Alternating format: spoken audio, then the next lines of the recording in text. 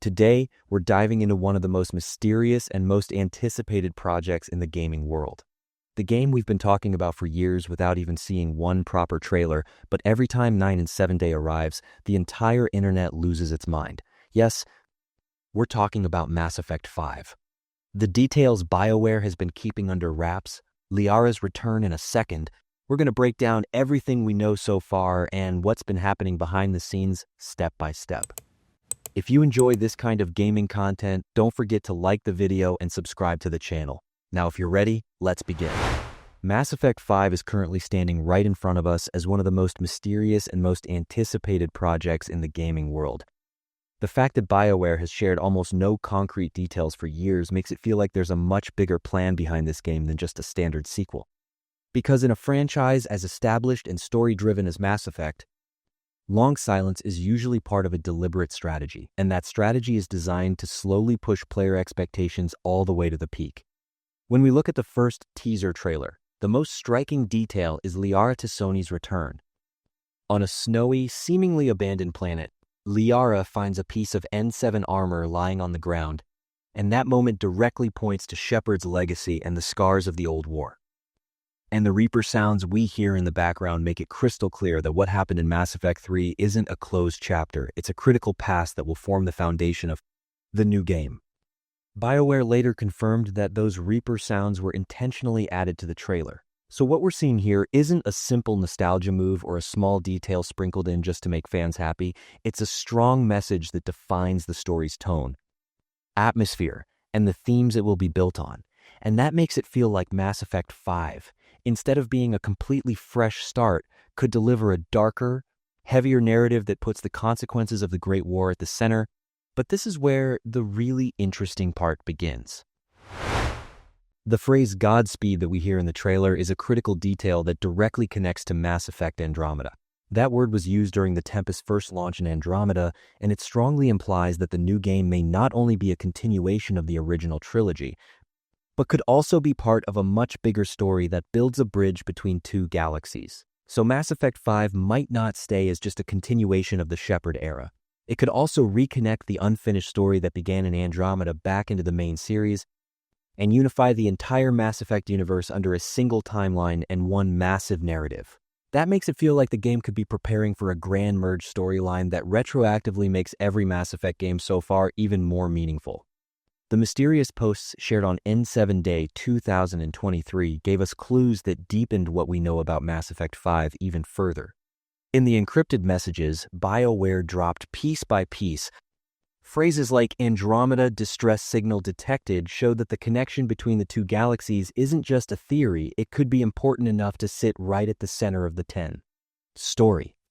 And the references to the system's alliance in those same posts suggest that humanity will still play a critical role on the galactic stage in this new era.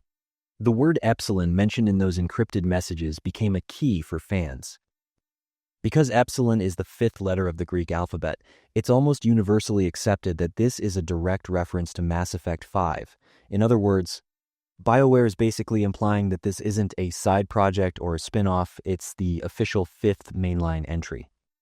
And when we look at the concept art that was shared, we see an extremely interesting picture. Seeing Angara, Geth, Krogan, Asari, Solarians, and humans all together in the same frame suggests a level of species diversity we've never seen gathered into a single focal point before.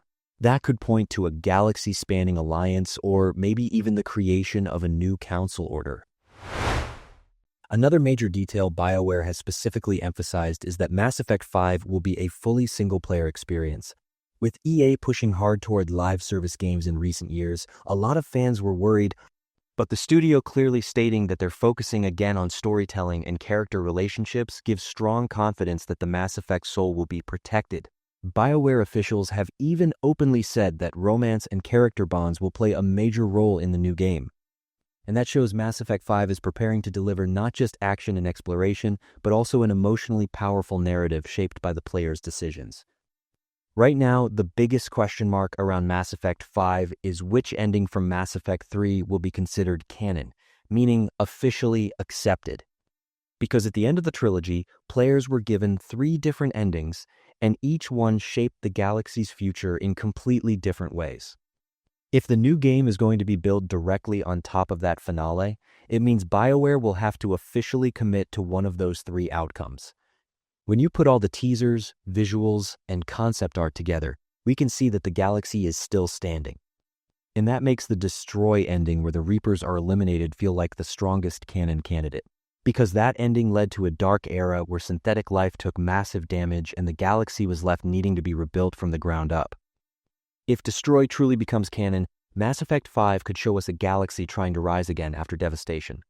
Meaning the main theme might not only be a new threat, but also civilizations struggling to be reborn from ashes. And that could push the story into a much more political, darker, and heavier tone than the previous games. And Liara showing up again at this point is not a coincidence. Because Asari lived so long, it's completely possible for her to still be alive even centuries after Shepard's era. That makes her one of the most logical characters to serve as a bridge between the old galaxy and the new order. In fact, Liara's role could be far beyond being just a squad member. It wouldn't be surprising at all if she shows up as one of the architects of the newly formed Galactic Order, maybe even as one of the most powerful figures in a new council, and that could turn Mass Effect 5 into not just an adventure game, but a massive political and cultural transformation story that shapes the galaxy's future. When we look at the development team, it becomes even clearer that Mass Effect 5 won't be a standard sequel. Having experienced names involved who worked on the original trilogy shows that the studio isn't trying to reinvent the franchise, but wants to push it forward while staying true to its roots.